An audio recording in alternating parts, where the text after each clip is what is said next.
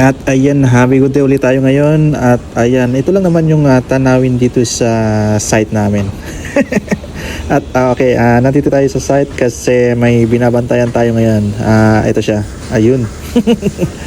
Ayan, ongoing yung slab casting natin. Actually, kagabi pa to. Pero ayan, yan pa lang yung hindi pa nabubuhusan.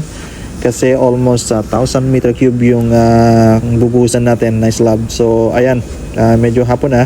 At marami pa yung natitira, around mga nasa almost 200 meter cubes. So alright, ingat tayo palagi.